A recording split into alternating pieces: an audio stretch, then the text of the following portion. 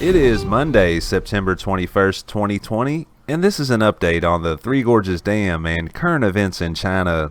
We have 4 pieces of information to cover today, including an update on the water level at the Three Gorges Reservoir, also courtesy of Producer.com. China's corn shortage could bring about rural reform. Also, courtesy of Unilad, cockroach farm in China uses fish-filled moat to keep 1 billion roaches contained. We also have some new tweets. Let's hop into it.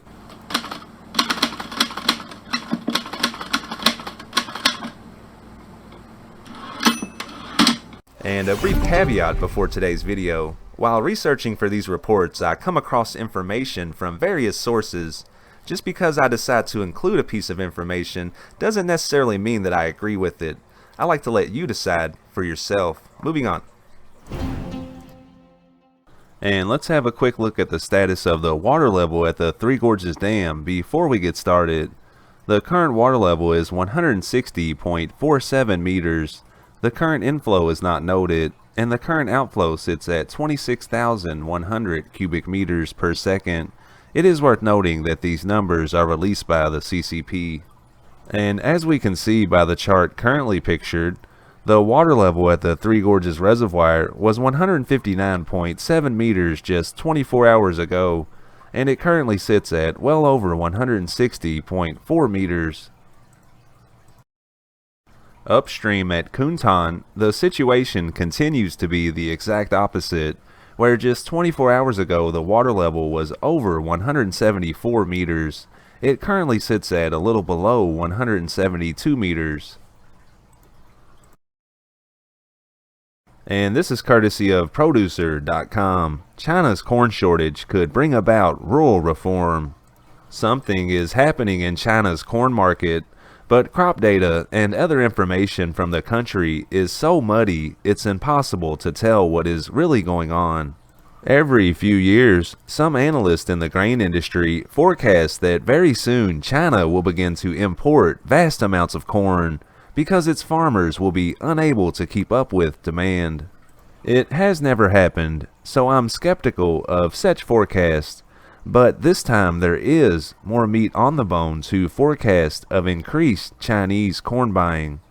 But the situation is still anything but clear, and I would not be surprised a year from now to see that corn imports by the Asian giant saw only a modest uptick.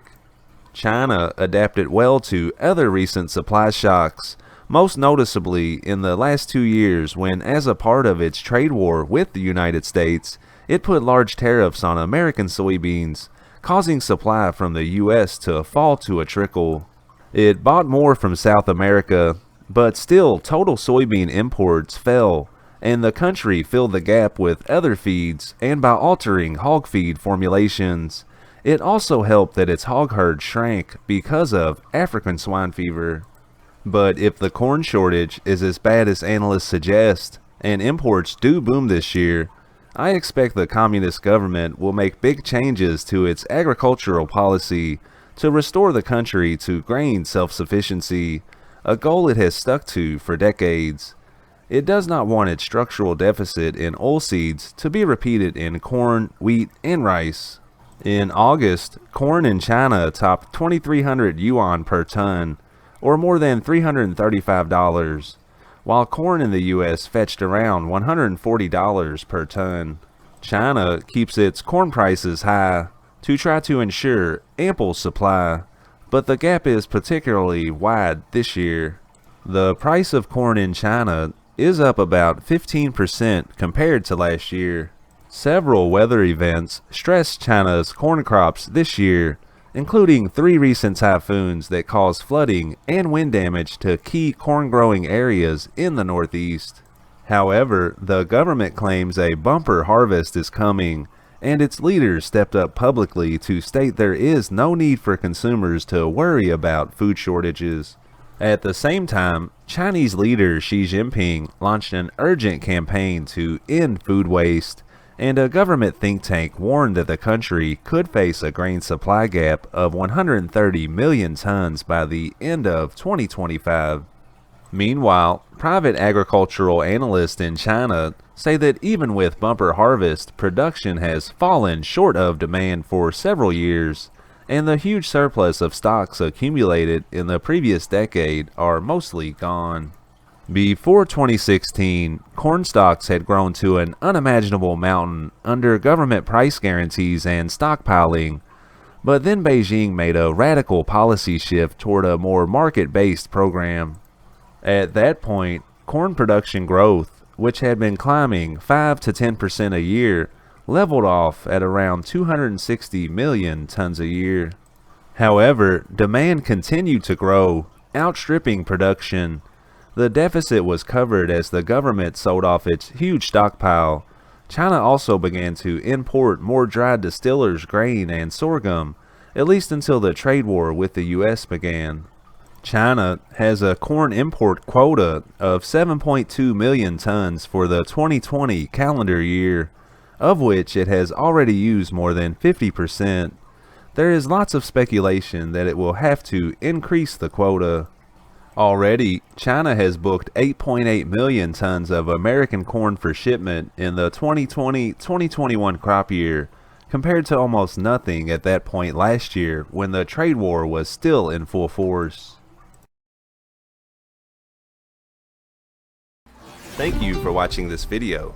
If you're finding it informative, please consider giving the channel a subscribe. And this comes courtesy of Unilad. Cockroach farm in China uses fish-filled moat to keep 1 billion cockroaches contained. Welcome to one of China's biggest cockroach farms in Jinan, which is home to 1 billion creepy crawlies that are fed and encouraged to breed. Sure, it may sound bonkers, but there's an ecological reasoning behind the initiative. Kept in relative darkness, this environmental project pumps food waste from local restaurants onto the shelves in 4 industrial-sized hangars that house some 20 million cockroaches per room. It's dark, humid, and stinks, but it's all in the name of sustainability. Farm manager Yin Diansong told ABC Australia, "We have 60 small rooms. There are 20 million cockroaches in each room. In total, there are 1 billion cockroaches. Every day they can eat 50 tons of kitchen waste. What's more, there's a moat around the cockroach population filled with fish that are fed a diet of the critters, so they have a taste for them if they try to escape. Yes, trained cockroach-eating fish patrol the perimeter of the compound." Ground-up cockroach can be used in some Chinese medicines and also in cosmetics as powdered filler. Farming cockroaches has genuine benefits, according to founder Li Yanrong, who said if we can farm cockroaches on a large scale, we can provide protein that benefits the entire ecological cycle. We can replace animal feeds filled with antibiotics and instead supply organic feed, which is good for the animals and the soil. What's more, the chickens, fish, ducks, and pigs on this farm are also fed on cockroach protein, which is a viable food substitute, especially after China's recent grain shortage, meaning the number of sales to farmers is on the increase. Li also claims this replacement is more sustainable, and that they hope to promote this sort of farming worldwide because it makes for an increased organic beneficial bacteria in the soil. And our last piece of information is a series of interesting tweets.